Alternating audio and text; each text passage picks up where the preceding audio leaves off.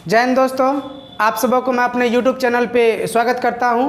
आज आप सबों के बीच स्टैटिक जीके का चौथा वीडियो लेकर के आया हूं, जो आप सबों के लिए आगामी एग्जाम के लिए महत्वपूर्ण क्वेश्चन सब होगा। और आज आप सबों के बीच मैं 10 महत्वपूर्ण क्वेश्चन बताऊंगा और इससे जो भी अन्य पॉइंट निकलेंगे उन सबों के बारे में भी चर्चा करेंगे। तो चलिए देखते हैं आज का पहला क्वेश्चन क्या है। आज का पहला क्वेश्चन है बांग्लादेश के वर्तमान प्रधानमंत्री कौन है। आज का पहला क्वेश्चन है कि बांग्लादेश के वर्तमान प्रधानमंत्री कौन है। तो याद रखना है, बांग्लादेश के वर्तमान पीएम की यदि बात करेंगे तो शेख हसीना है। कौन है? शेख हसीना वर्तमान में बांग्लादेश के पीएम है। और याद रखना, बांग्लादेश की राजधानी भी पूछा जाता है, कैपिटल यदि आपसे पूछा जाए तो कैपिटल कहाँ है, तो याद रखिएगा ढाका है। बांग्लादेश की राजधानी कहाँ पर है, तो याद रखना ढाका है। और यदि मुद्रा आपसे पूछा जाए, मुद्रा बांग्लादेश की क्या है, मुद्रा याद रखिएगा टका है। मुद्रा क्या है, याद रखना मुद्रा आपको टका है। और बांग्लादेश कब स्वतंत्र हुआ था, यानी किससे स्वतंत्र हुआ, तो याद रखिएगा जब भारत और पाकिस्तान का बंटवारा हुआ था तो उस समय आपको बांग्लादेश पाकिस्तान में ही पड़ता था। लेकिन याद रखना है, यानी बांग्लादेश कब स्वतंत्र हुआ पाकिस्तान से, तो याद रखना 1971 ईस्वी में। कब हुआ था? 1971 ईस्वी में बांग्लादेश स्वतंत्र हुआ था, यानी आज़ाद हुआ था। किससे, तो याद रखना है आपको आज़ाद हुआ था पाकिस्तान से। तो चलिए दोस्तों देखते हैं अगला क्वेश्चन क्या है। अगला क्वेश्चन आपको है, अगला क्वेश्चन है निर्वात में प्रकाश की चाल होती है। क्वेश्चन पूछा गया है कि निर्वात में प्रकाश की चाल कितनी होती है। तो याद रखिएगा निर्वात में प्रकाश की चाल होती है 3 गुना 10⁸ मीटर पर सेकेंड। क्या होता है, तो याद रखना है निर्वात में प्रकाश की चाल कितनी होती है, तो 3 गुना 10⁸ मीटर सेकेंड जो है निर्वात में प्रकाश की चाल होती है। और प्रकाश की चाल को किसने मापा था, याद रखिएगा रोमर नामक वैज्ञानिक था, प्रकाश की चाल को मापा था। किसने मापा था, तो याद रखना है रोमर नामक वैज्ञानिक था जिन्होंने किसको मापा, तो याद रखिएगा प्रकाश की चाल को इन्होंने मापा था। और एग्जाम में आपको फंसा दिया जाएगा कि एग्जाम में आपको दे दिया जाएगा कि इनमें से किसमें प्रकाश की चाल सबसे ज़्यादा होती है या किसकी चाल सबसे ज़्यादा होती है। तो याद रखना है, चाहे आपको रॉकेट का दे देगा, वायुयान का दे देगा, तो याद रखिए घबराना नहीं है। प्रकाश की चाल से अधिक किसी की भी चाल नहीं हो सकती है। प्रकाश की चाल 1 सेकेंड में 3 लाख किलोमीटर दूरी तय कर लेता है, उससे चाल किसी का हो ही नहीं सकता है। तो याद रखना एग्जाम में यदि आपको दूसरा कोई ऑप्शन मिले तो उसमें आपको प्रकाश की चाल दिया ही रहेगा, तो प्रकाश की चाल ही आंसर होगा, न कि दूसरा कोई होगा। तो याद रखना है प्रकाश की चाल को किसने मापा, रोमर नामक वैज्ञानिक ने। और प्रकाश की चाल होती है निर्वात में कितनी, तो 3 गुना 10⁸ मीटर पर सेकेंड होती है। नेक्स्ट क्वेश्चन है आपको, नेक्स्ट क्वेश्चन है हिंदी दिवस कब मनाया जाता है। तो याद रखना है हिंदी दिवस कब मनाया जाता है, राष्ट्रीय हिंदी दिवस। तो याद रखिएगा 14 सितंबर को प्रत्येक साल राष्ट्रीय हिंदी दिवस के रूप में मनाया जाता है। यानी 14 सितंबर को प्रत्येक साल जो है राष्ट्रीय हिंदी दिवस के रूप में मनाते हैं, याद रखना है इसको।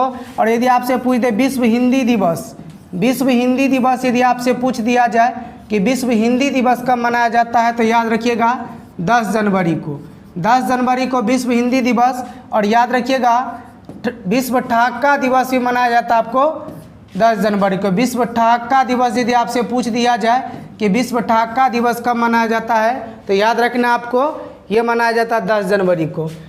कब मनाया जाता है, 10 जनवरी को। और 8 सितंबर की यदि बात की इस महीना में, 8 सितंबर को विश्व साक्षरता दिवस मनाया जाता है।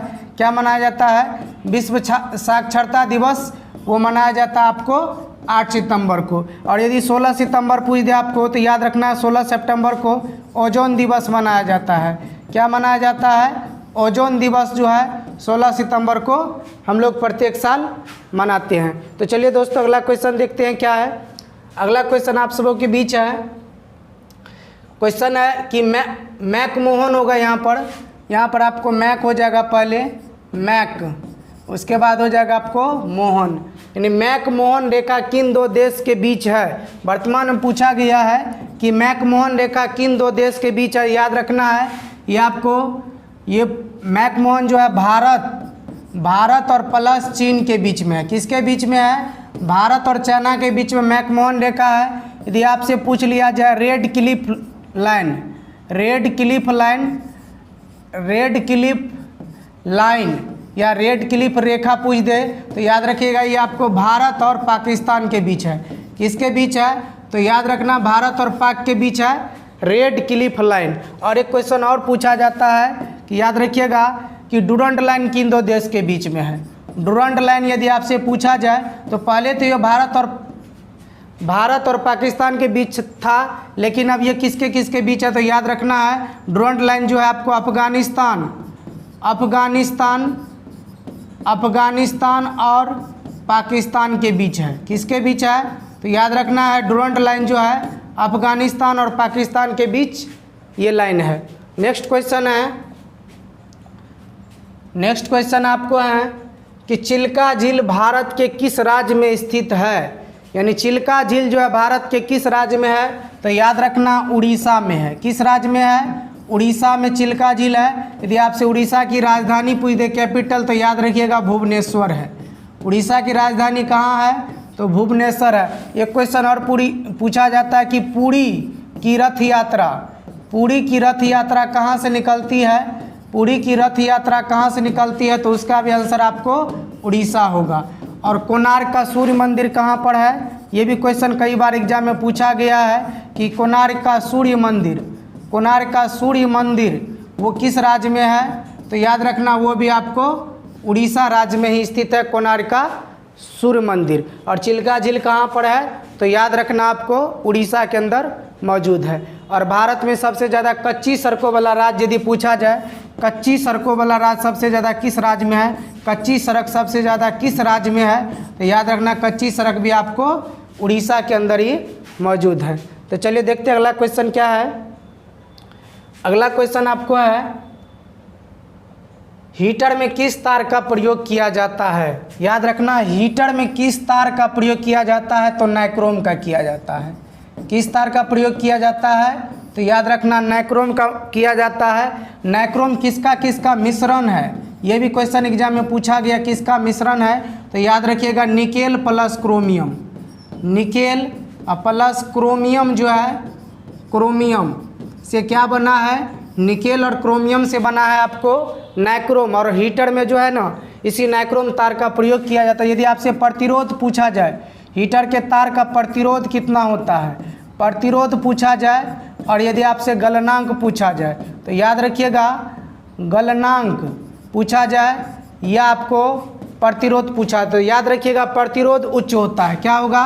प्रतिरोध भी उच्च होता है, गलनांक भी क्या होगा? उच्च होगा। निम्न यदि होगा तो जल्दी ही गल जाएगा तो हमको बार बार चेंज करना पड़ेगा।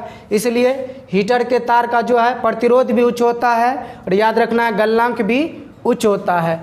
और हीटर में किस तार का प्रयोग किया जाता है? तो याद रखना है वो कौन सा तार है? तो याद रखिए हीटर में जो है नाइक्रोम तार का प्रयोग किया जाता है। और किसका किसरा मिश्रण है हीटर में? तो याद रखना है निकेल प्लस क्रोमियम से बना है आपको निकेल का तार। और इसका प्रतिरोध क्या होता है? आपको उच्च होता है और गलनांक भी क्या होता है? उच्च होता है। अगला क्वेश्चन है आप सबों के बीच। अगला क्वेश्चन है भारत के प्रथम वायसराय कौन थे? क्वेश्चन पूछा गया है कि भारत के प्रथम वायसराय कौन थे? आपसे क्वेश्चन पूछा गया भारत के प्रथम वायसराय, तो याद रखना है लॉर्ड कैनिंग। लॉर्ड कैनिंग जो है भारत के प्रथम वायसराय थे। और इसका शासनकाल कब से कब था? तो याद रखिएगा 1856 से लेकर के 62 तक। 1856 और से लेकर के 62 जो है इसका शासनकाल रहा लॉर्ड कैनिंग का। और ये भारत के प्रथम वायसराय थे। और एग्जाम में क्वेश्चन एक पूछा भी जाता है कि 1857 की क्रांति किसके समय हुआ? 1857 की क्रांति यदि आपसे पूछ दे किसके समय हुआ तो याद रखना वो लॉर्ड कैनिंग के समय ही हुआ था। और भारत का अंतिम गवर्नर जल्दी पूछा जाए, अंतिम गवर्नर जनरल यदि पूछा जाए तो याद रखना वो भी आपको लॉर्ड कैनिंग ही होगा। क्या होगा? लॉर्ड कैनिंग होगा भारत का अंतिम गवर्नर जनरल, क्योंकि यहाँ पर नाम चेंज हुआ है। क्या हुआ? गवर्नर जनरल से इसको कर दिया गया आपको वायसराय। तो भारत का प्रथम वायसराय यदि आपसे पूछा जाए तो लॉर्ड कैनिंग होगा। और अंतिम गवर्नर यदि पूछा जाएगा तो क्या होगा? लॉर्ड कैनिंग होगा, क्योंकि यहाँ पर नाम चेंज हुआ, बल्कि व्यक्ति नहीं चेंज हुआ, सिर्फ आपको नाम चेंज हुआ है।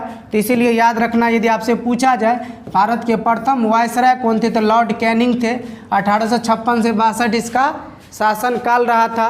और 1857 की क्रांति किसके समय हुआ, तो याद रखना लॉर्ड कैनिंग के शासनकाल में हुआ था। और भारत का अंतिम गवर्नर भी पूछा जाएगा तो आपको लॉर्ड कैनिंग ही होगा।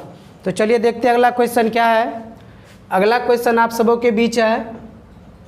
अगला क्वेश्चन है कामाख्या मंदिर भारत के किस राज्य में है। और हाल ही में ये क्वेश्चन आपको अभी जो SSC MTS का एग्जाम चल रहा है उसमें भी ये क्वेश्चन पूछा गया है। तो याद रखना कामाख्या मंदिर 4 धामों में एक धाम है। ये कहाँ पर है, तो याद रखना असम में है। असम में यदि आपसे पूछ दे कहाँ पर है, तो गुवाहाटी में है।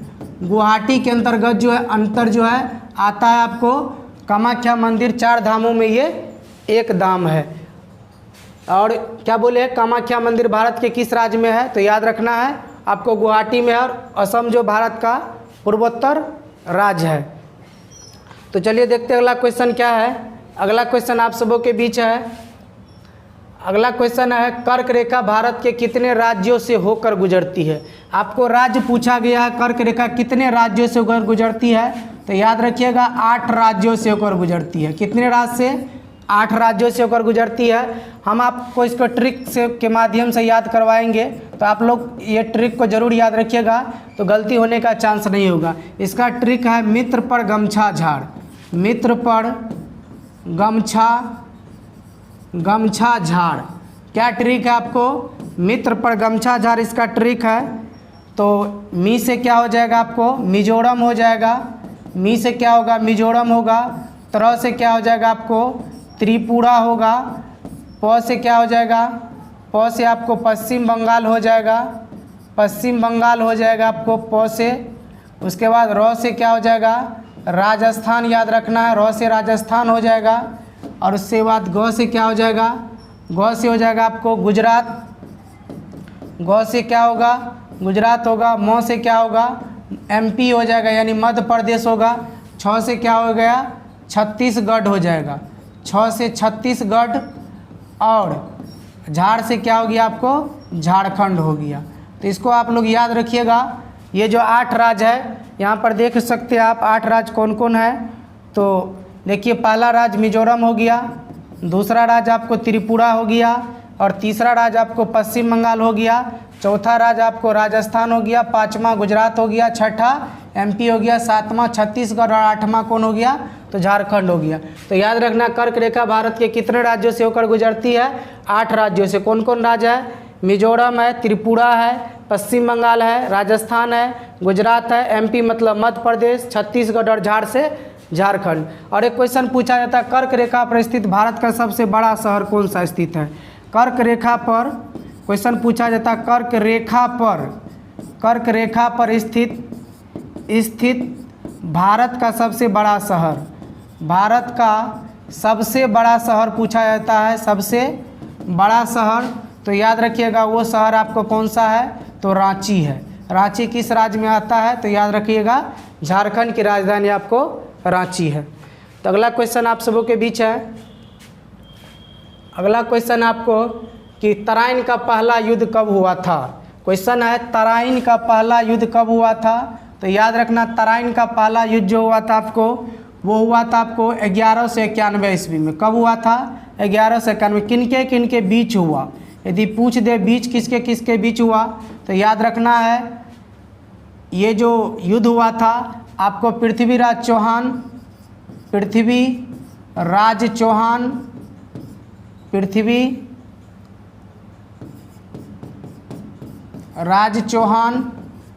और मोहम्मद गौरी के बीच हुआ था।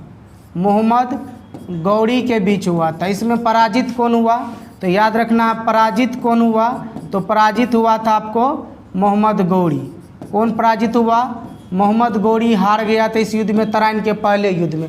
लेकिन ठीक तराइन का दूसरा युद्ध जो हुआ था, दूसरा युद्ध में क्या हुआ, दूसरा युद्ध 1192 ईस्वी में हुआ। इसमें क्या हुआ, पृथ्वीराज